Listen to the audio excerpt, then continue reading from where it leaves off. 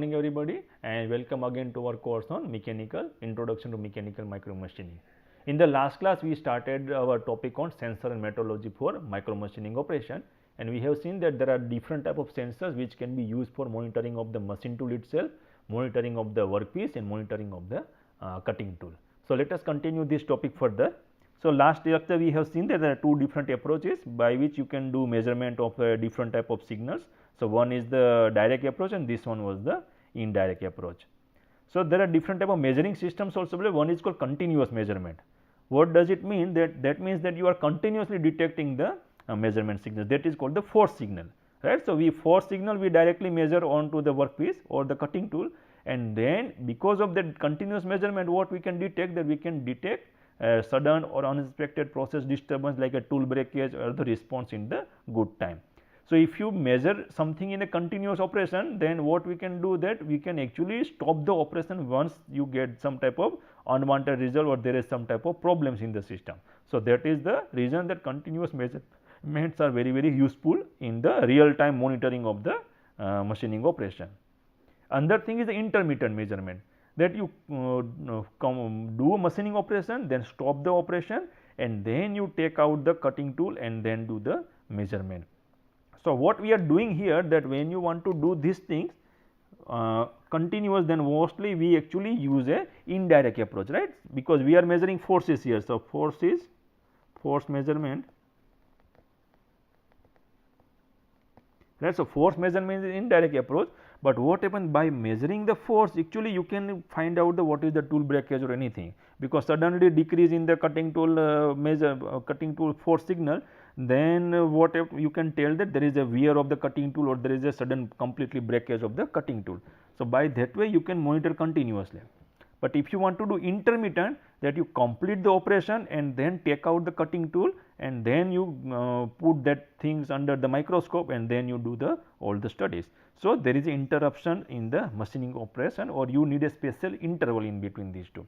So, what are the consequences of that? You will end up with the time loss and the high cost, because you are interrupting the machining process and you need a separate station for putting all these things and then do the measurement. So, sometimes what happens, these things is important in some cases, that you do not have space available in the continuous operation, and ultimately what we are measuring, we already seen in the last slide, the force measurement is indirect measurement. So, ultimately you are end up with some type of equation calculation, and that everything depends on the how accurately you are putting those equation in terms of the fitting of the curve. But intermittent, what is the advantage, that you are measuring the actual quantity, but you have to stop the machine and then do the measurement. But this is more reliable, it will tell you the exact position of that. But we know that still people are using this thing, because there are some advantages associated with the indirect measurement or the continuous measurement, that is not possible here, because ultimately you are end up with the time loss and the high cost, that will also create a very important role in the final production. Right. So, suppose you want to measure the tool breakage by intermittent measurement, it can identify only after completion of the machining cycle, right. So, you do not know that at which particular location your tool is broken, and you still continue operation there, and finally you cannot prevent the damage of the cutting tool as well as the workpiece part. So, that is the problem when you go with the intermittent. But there is a solution also. Suppose you are working with a automatic tool changer, then what you do, that you do not need to provide a separate interval for this particular operation, because whatever you are using here, what you can do, you do machining operation and then you change the cutting tool, and whenever you are putting that used tool into the tool magazine, then put a sensor there itself in the tool magazine. So, while going when you are doing a machining with another tool, by that time already used tool is being monitored by a sensor system, so that you do not require in type of special interval between the machining. So, you continue that operation, and in the tool magazine you are actually doing all the analysis of the tool geometry, that what are the cutting edge available, whether it is a broken or it is a worn out. So, this is also one of the solution by which you can actually reduce the time loss. By that way you can still continue with the measurement of actual quantity and still you maintain the production time without any problem. So, by that way you can actually find out there are different ways by which you can use the intermittent measurement, but still maintaining the production time. Now coming to the sensor fusion. So, what is the sensor fusion? Now what happens that when you use any type of monitoring system in terms of sensor or some type of metrology, everything actually depends on the how much it is reliable and how much it is robust, right. So, once you get a signal, you first you have to find that whether it is reliable or not, it is showing you correct results or not, and another thing is robustness. That means you are end up with a lot of different type of environment. When your depth of cut is very high or it is very small, how it will respond to your stimulation of the input. And we also know that none of the sensing systems are 100% reliable, right. So, what to do in this case is, so what we have to do that use more sensors, either it is similar type or the different type, for making the monitoring system more flexible and reliable to detect the various type of malfunctions in the process, right. So, what we have to do that, suppose you do measurement with a one system, suppose you consider you are using a dynamometer, right. So, you do measurement with a one dynamometer and you use measurement of with a similar type of dynamometer, and then you check that what are the variation in the cutting forces, or you use a different one, you use a dynamometer, under you use a acoustic emission sensor, and then you compare the signal. So, in that way you can actually increase the reliability of the signal. So, now this particular graph will tell you many things here. So, what it is showing here, so this is the reliability and this one is the flexibility, right. So, this is a single sensor system. So, you are using a single sensor here and you are monitoring the system, that whatever process you are monitoring the cutting tool, or you are monitoring the workpiece. So, this is called the replicated sensor. Replicated sensor means you are using a similar type of sensor more than one to monitor a particular situation, and this is called a disparate system sensor system, where what you are doing, you are monitoring or you are measuring a single quantity using a different sensors, right. So, these sensors are different and those are working in a different principle of measurement, and these are the similar kind of things, right. So, now what is happening that if you use a different sensors with a different for measurement of the same quantity, then what happens, you are actually increasing the reliability of the measurement, because we know that if one particular measurement principle is not fitting with a particular system, then what happens that if you are using a single sensor or you use a multiple sensor with a similar configuration, it will not make much difference there.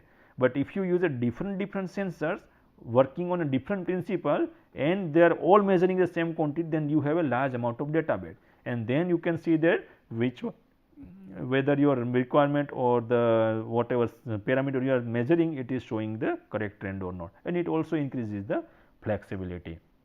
So, that is the advantage of going with the disparate sensor system. Now, this is the example of a diamond turn machining operation. Now, you can see here. So, this is the component, machine component, this is the chuck, and this is the cutting tool. So, what we are doing, we are using one force sensor here. So, if this force sensor will measure the cutting force, we are using one vibration sensor here also. So, that is also attached with the cutting tool. So, whether cutting tool is moving with a predefined depth or what happens to the cutting tool, it will measure. Then we are again putting one acoustic emission sensor. Now, you can see that all the three things we are putting on a cutting tool, and all the three sensors will give you a signal, and then you get a sensor fusion. So, by that way you are actually increasing the reliability of the system sensor system, so that you do not end up with any type of wrong measurement or taking some decision based on the wrong measurement, right. So, what happens that suppose you get the wrong measurement, you do not have any problem, because at least you understood that there is a problem in the system. But suppose you get one wrong signal and you are not able to identify whether it is wrong or right, and you take some decision based on the wrong signal, that will create more problem, because you do not know what happens based on the final decision, and you further do some type of wrong setting in the process parameter, and at the end you actually create some type of problem into the workpiece, and it will be rejected at the later stage. Right. So, what our objective that you use a different type of sensors for measurement of a same quantity, that will create more useful system for measurement of the different quantities.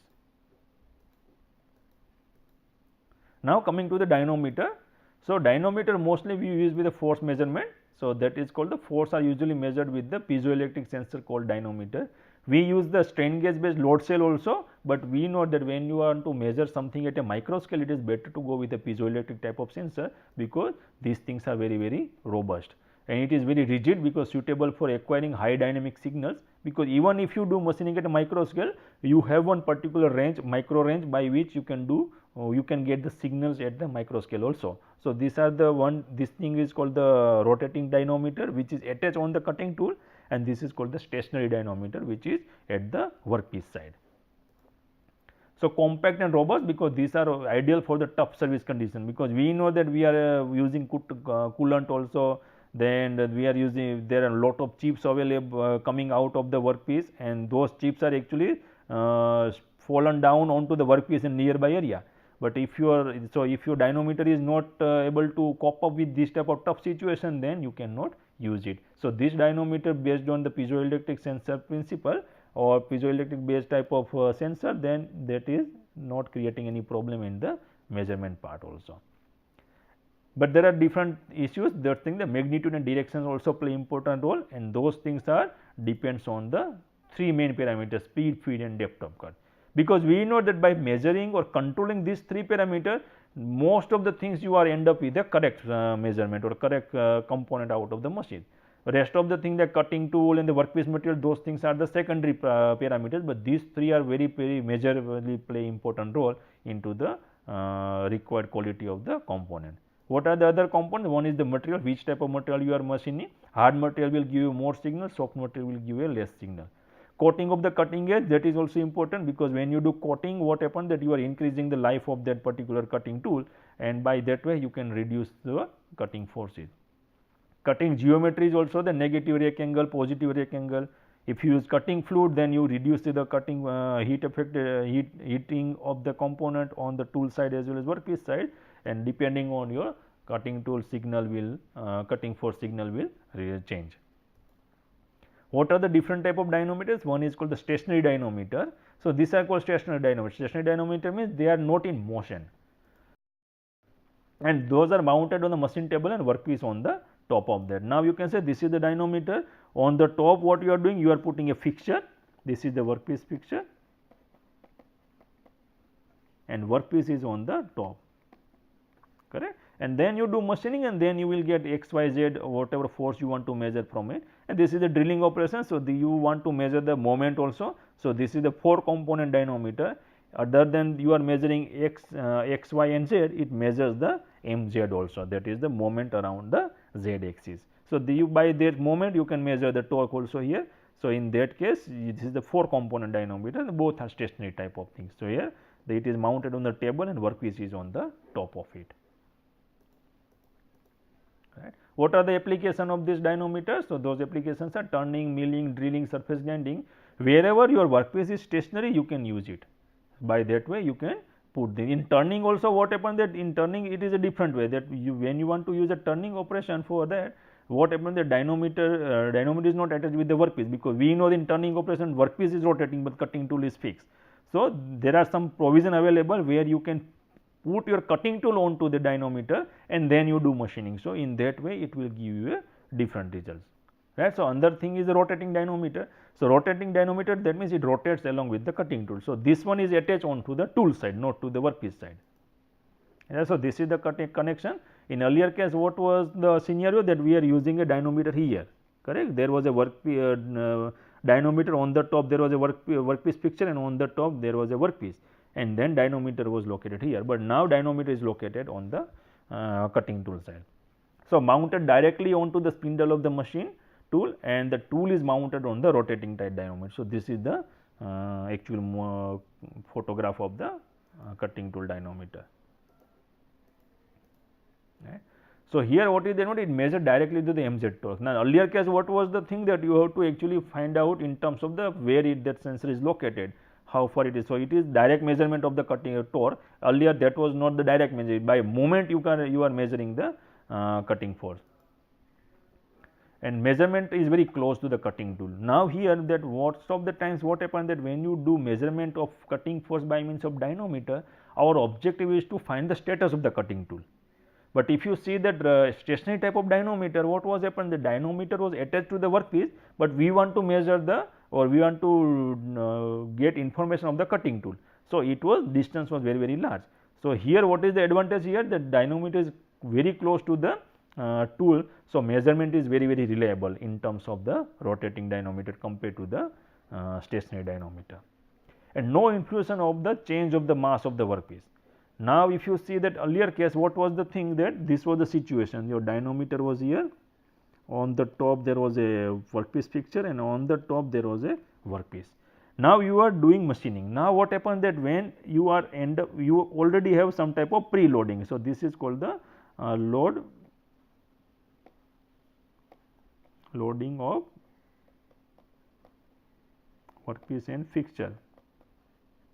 Right. So, when you want to do measurement of a normal force, that is the Fn, what happens, your starting point is this one, right. Your force will start from here and then it will go something like this, right. So, this is the force because it is already loaded. So, this force is because of that, and now you do that, you are doing machining with a different depth of cut. Now, you want to do some type of 2 or 3 passes.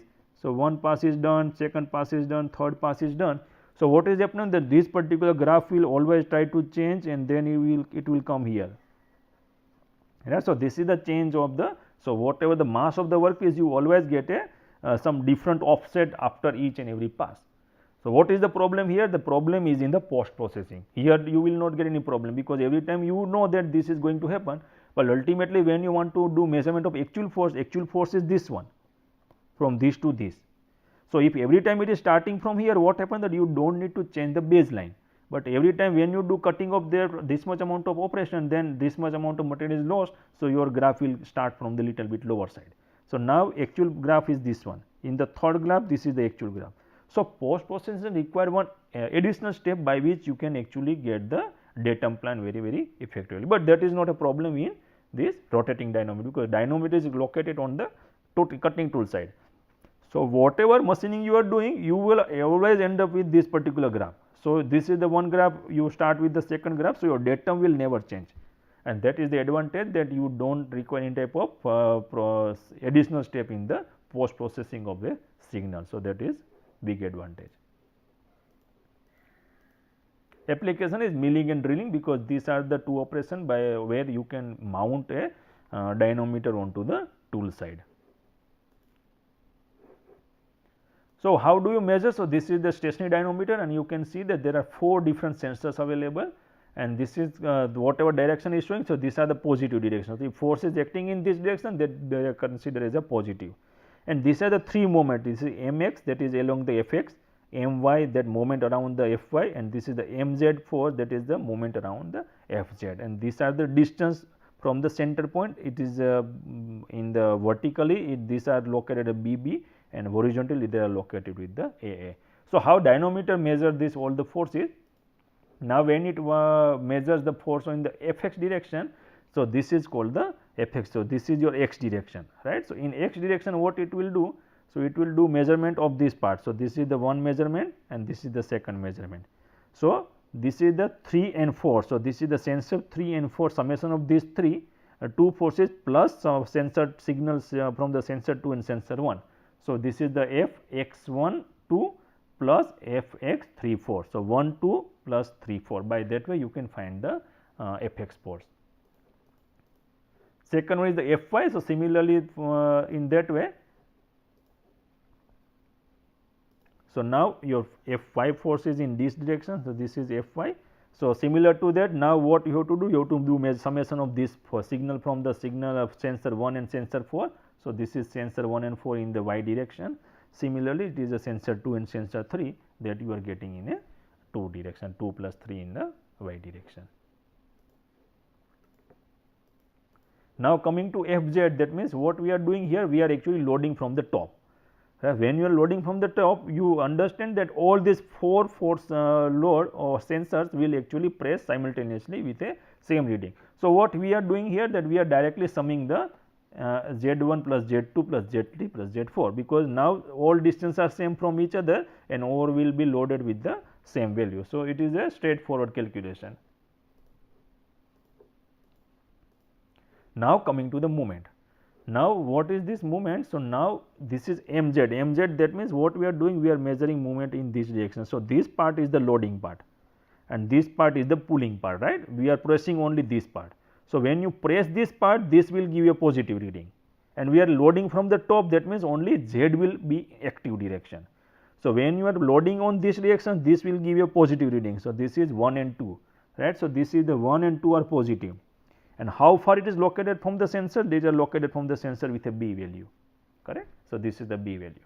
When you are loading from this direction, then similar way you will get the pulling from the other side. So, when you are getting pulling, so that is called the 3 and 4 are negative. So, these are the 3 and 4 are negative, but both are also located with a B distance from the sensor, right. So, mz value you can calculate by this way. Right now, we can see that this is the movement around this part, and we are calculating those things. So, earlier case we have seen that you can directly measure the torque in a rotating type dynamometer, but here you have to do calculation. Now, similar to y, how do we calculate the y? So, now this is the y. So, we are loading from this direction. So, these both things are positive now, right, because loading, we are loading on the sensor 2 and 3 side. So, sensor 2 is positive, sensor 3 is positive. These two are negative because now we are pulling from that side. So, this is called Z1 is negative, Z4 is negative, and how far those are located from the sensor? Both are located the sensor at a B distance. So, A distance, sorry. So, you are getting the A here. So, these all calculations are very straightforward if you know the moment and the force direction, but still one thing is left, that is called mz. So, this one is little complex. Now, this direction is this direction. Now, we are rotating in a clockwise direction, right. So, when you rotate in a clockwise direction, now what happens that we are not pressing the component, right. Earlier case whatever we are pressing, so everywhere you will see that these are the fz only comes into picture. But here in mz what we are doing, we are not pressing that, but we are actually shearing the plate. So, when you do shearing, then x and the y force will come into picture.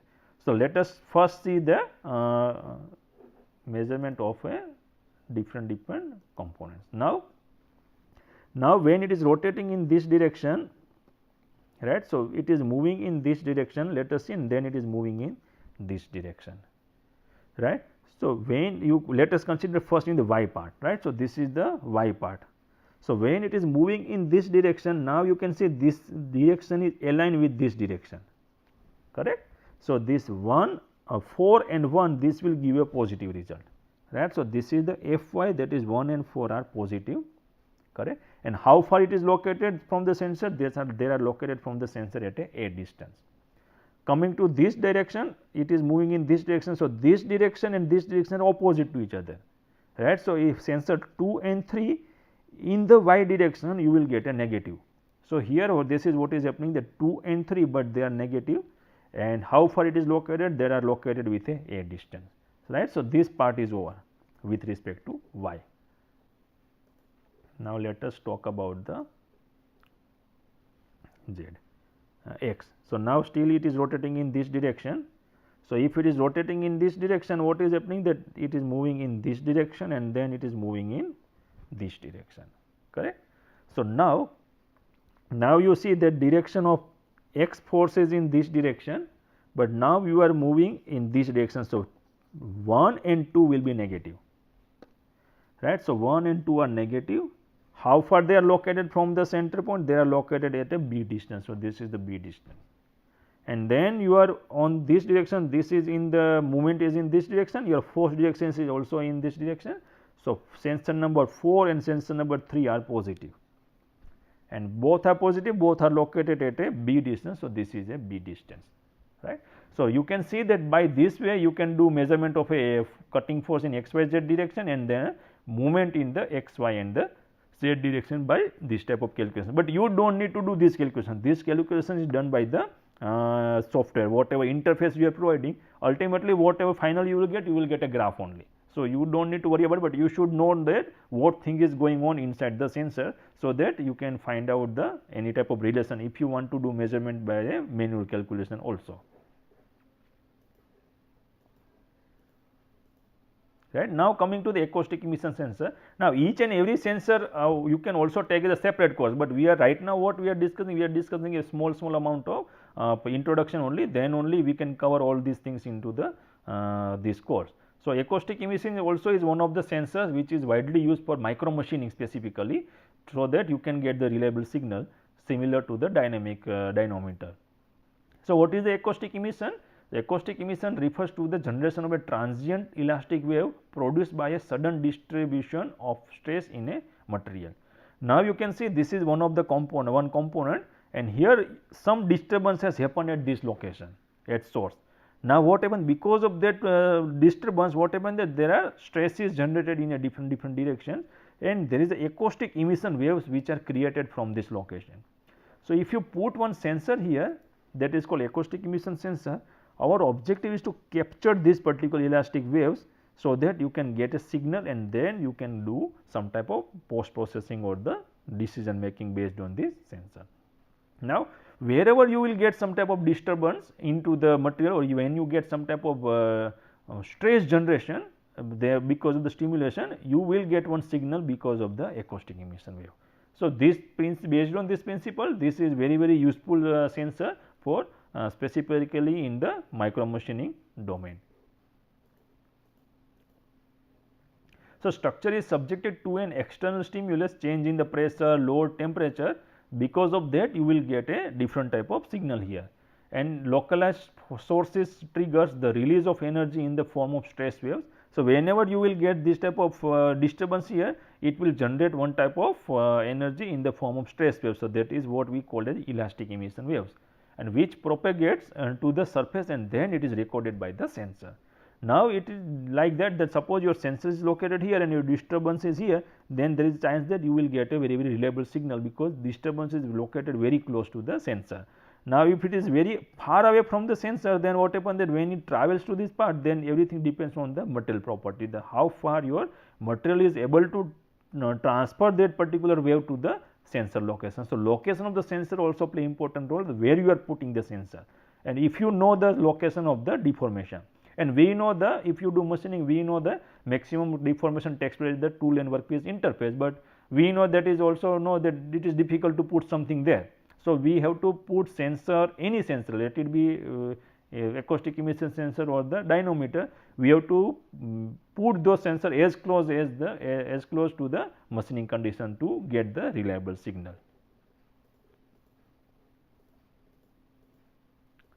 So, what are the different type of components of the AI system? This is the cross section or the cut view of the acoustic emission sensor, and these are the sensor. It is something like a cylinder.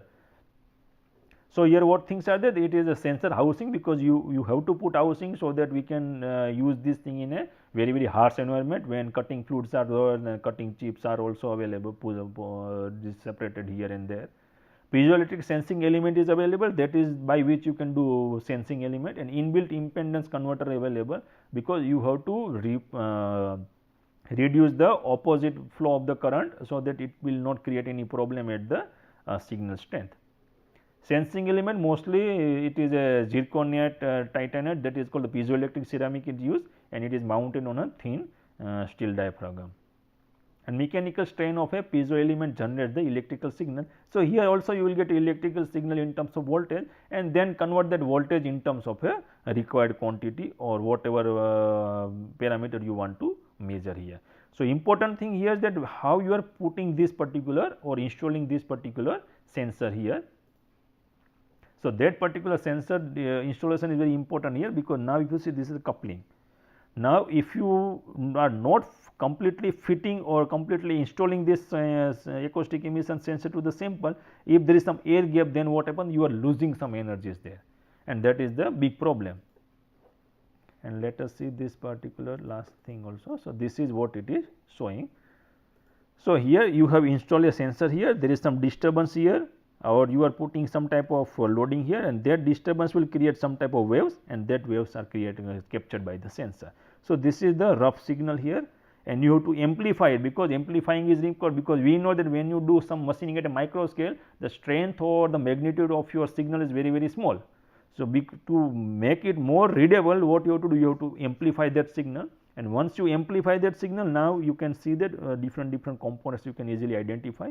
then acquisition and data acquisition storage system available, by which you can actually do some type of signal processing and then storage of data, and then you transfer to the computer screen where the software is available, which will do all the different type of curve fitting related to the signal. So, by that way you can do lot of measurement of the signal, and this particular what we are discussing, the coupling is very important. Now, suppose the surface is something like this and you are putting your sensor here. So, this is the air gap, and we know that we want to actually measure the elastic wave. So, if there is a air gap available, then problem is that air gap will actually consume some of the energy, or it will actually not able to transfer the same energy to the piezoelectric element which is measuring this particular part. So, by that way you have to make sure that there is a firm coupling between the workpiece and the sensor, and sometimes people are using different type of glue, so that all the, even if there is some gap, this gap is filled by this glue and there is no any air gap available. Or you have to do some type of sample preparation before you apply some type of this acoustic emission sensor there. You clean it completely, then make sure that there are no any type of waviness available or the roughness at a high level, and then you do different type of operations. So, this is about everything about today's lecture. We will continue this topic further in the next class. Thank you very much.